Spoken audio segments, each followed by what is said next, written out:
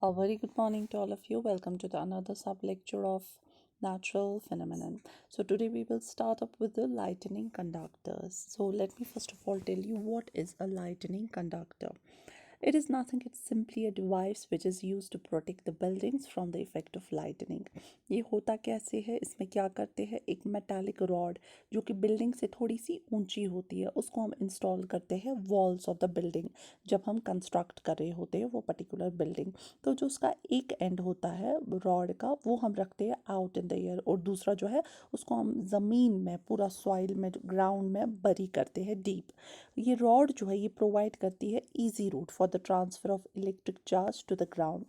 अब जो ये मेटल कॉलम्स होते हैं जो हम यूज़ करते हैं ड्यूरिंग कंस्ट्रक्शन या electrical wires and pipelines in the building ये भी प्रोटेक्ट करते हैं आस टू एन एक्सटेंट, काफ़ी एक्सटेंट तक हमें हेल्प करते हैं लाइटनिंग से, थंडरिंग से। मगर हमें हमेशा ध्यान में रखना चाहिए कि we are not suppose to touch them during the thunderstorm. जैसा कि अब आपने अभी तक पढ़ा लाइटनिंग के बारे में, थंडरिंग के बारे में, ऑब्वियसली ये दो नेचुरल फिनोमिनन्स हैं। लेकिन ये भी हमने साथ में देखा कि जो ये दो नेचुरल फिनोमिनन हैं they can cause a large scale destruction of human life as well as property या कोई भी प्रॉपर्टी। फॉर्चुनेटली ये ऐसे दो फिनोमिनन हैं जो हम इजीली प्रिडिक्ट कर सकते हैं टू सम एक्सटेंट। लेकिन जैसे कि वेदर डिपार्टमेंट है वो हमें वार्न करता है बहुत टाइम पहले ही, कुछ टाइम पहले अबाउट द थंडर स्टॉर्म आने वाला है या विंड्स आने वाले हैं या साइक्लोन्स आने वाले हैं, कुछ भी इस तरह की नेचुरल कैलमिटी। लेकिन एक और इम्पॉर्टेंट या हम कह सकते हैं बहुत मतलब डिफरेंट एक नेचुरल फिनोमिनन है जैसे कि अर्थक्वेक है। ये हमें पता ही नहीं चलता है कि ये कब आएगा, किस टाइम पे आएगा और मोस्ट इम्पॉर्टेंट किस जगह पे आएगा। हालांकि ये भी काफ़ी ज़्यादा अर्थक्वेक भी डैमेज करती है to the human life, property, flora, fauna, काफ़ी हद तक, बहुत मेजर इंपॉर्टेंट स्केल तक। हाल ही में आपने देखा होगा 2005 में अक्टूबर में उरी और टांगडा के जो टाउन्स नॉर्थ कश्मीर के थे, कहाँ कितना भूकंप आया था, मेजर अर्थक्वेक आई थी जिसकी वजह से काफ़ी ज़्यादा डिस्ट्रक्शन हो गई थी। उससे पहले 2001 में गुजरात में जनवरी 26 में भी अर्थक्वेक आया था। तो वो क्वेश्चन है सबसे पहले अर्थक्वेक है क्या। हम कहते हैं ये सडन शेकिंग है या ट्रम्बलिंग, थरथराना of earth which is lasting for a very short time. It is caused by a disturbance between inside the Earth's crust. Earthquake occurs at all the time all over the earth, मगर वो shakes hardly इतनी slow होते हैं कि वो hardly हम notice करते हैं। जो मेजर अर्थक्वेक्स है वो कम फ्रीक्वेंट है and this can cause immense damage to the buildings, bridges and great loss to life as well as property. अब क्वेश्चन है कि अर्थक्वेक का कॉज क्या है, किस वजह से अर्थक्वेक होता है। देख लीजिए सबसे पहले आप स्ट्रक्चर जो अर्थ का है वो कैसा है। एंशियंट टाइम्स में आपको जैसा कि मैंने पहले ही बोला लोग बहुत ज़्यादा डरते थे, उनको पता नहीं होता था मेन कॉज जो है वो अर्थक्वेक का क्या है। वो डेफिनेटली उनके आइडियाज़ जो होते थे वो एक्सप्रेस करते थे उसको कोई भी मिथोलॉजिकल स्टोरी के साथ। वो कहते थे कि शायद ये गॉड का कहर वगैरह एंड ऑल दैट स्टफ ये सब है। मगर है क्या, what could cause a disturbance inside the earth। अब तो आपको पता है कि जो ट्रिमर्स होते हैं वो किस वजह से होते हैं। जब डिस्टर्बेंस होती है between upper most layer of the earth जिसको हम क्रस्ट कहते हैं। आप अपने स्क्रीन्स पे देखिए, अब जो ये आउटर मोस्ट लेयर अर्थ की होती है ये एक पीस में नहीं होती है, फ्रेगमेंट्स में होती है। मीन्स लाइक तोड़ के पहले एक, फिर एक, फिर एक, उसके बाद जो ये ईच हर एक फ्रेगमेंट होता है इसको हम प्लेट कहते हैं। आप देख सकते हो दूसरी डायग्राम पे किस तरह से इनको प्लेट्स हम कहते हैं। और ये प्लेट जो होते हैं ये कंटिन्यूस मोशन में होते हैं।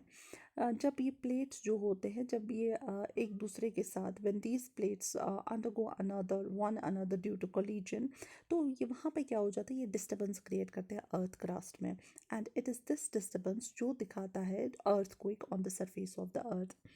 अब जो अभी तक जो साइंटिस्ट है उनको कॉज नहीं पता चलता है या वो प्रिडिक्ट नहीं कर पाते हैं when and where the next one earthquake will strike. Although we know for sure कि क्या कॉजेज है अर्थक्वेक के, it is not yet possible to predict when and where the next earthquake might occur. Tremors on Earth can also be caused जब volcano erupt होगा या meteors hit होंगे अर्थ को या कोई भी अंडरग्राउंड न्यूक्लियर एक्सप्लोजन होता है। मगर जो अर्थक्वेक है उसका कॉज क्या है वो हमें पता नहीं चलता है। Most earthquakes are caused by the movement of earth plate, जो कि आप देख सकते हैं किस तरह मूवमेंट अर्थ की होती है और कैसे ये सब होता है।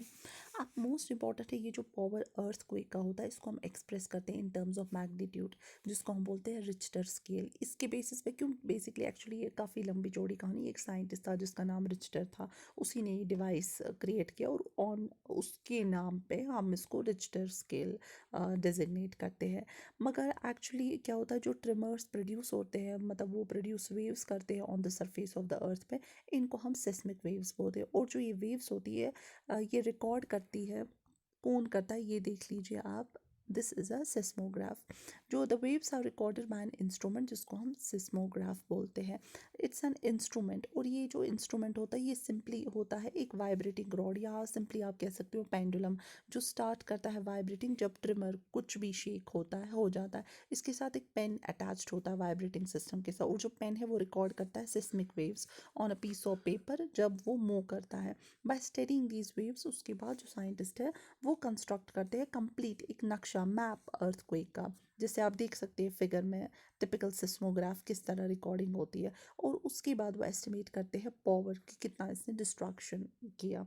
अब है हमारे पास कुछ ऐसी चीज़ें हैं कि लाइक प्रोटेक्शन किस तरह से हम अर्थक्वेक से लेंगे, और ये जाहिर सी बात है कि हमें नेसेसरी प्रोटेक्शंस लेने चाहिए, ताकि अपने आप को, या प्रिकॉशंस लेनी चाहिए ताकि हम अपने आप को प्रोटेक्ट करें ऑल ओवर द टाइम।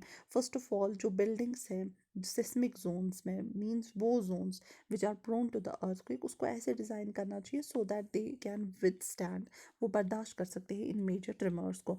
अब तो मॉडर्न बिल्डिंग टेक्नोलॉजी है, या काफ़ी ऐसे हमारे पास क्वालिफाइड आर्किटेक्ट्स है या स्ट्रक्चरल इंजीनियर्स है, वो उस तरह की अच्छी बिल्डिंग्स बना सकते हैं। Most importantly it is better if the cupboards और any other shelves are fixed to the wall so that they do not fall easily, and mostly be careful।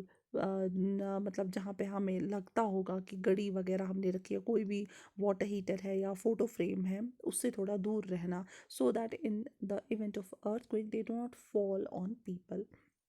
अब हमारे पास जो CBRI है, जैसे कि सेंट्रल बिल्डिंग रिसर्च इंस्टीट्यूट जो है, उसने डेवलप की है एक टेक्निक, जैसे कि किस तरह से हम ये मतलब जिस तरह से वाटर प्रूफ हम घर बनाते हैं उसी तरह से हम अर्थक्वेक प्रूफ हाउसेस बनाते हैं।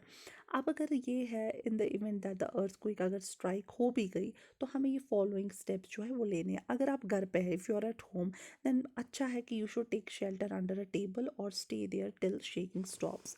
या अगर आप बेड पे है तो आप उठिए मत, protect your head with a pillow. लेकिन अगर आप आउटडोर्स में है, मीन्स लाइक ओपन फील्ड में है, घर पे नहीं है, तो आप कोई ऐसा क्लियर स्पॉट ढूंढो which is away from the building, tall trees, या कोई भी पावर इलेक्ट्रिकल लाइन जो आपके ऊपर, सिर के ऊपर जा रही होगी।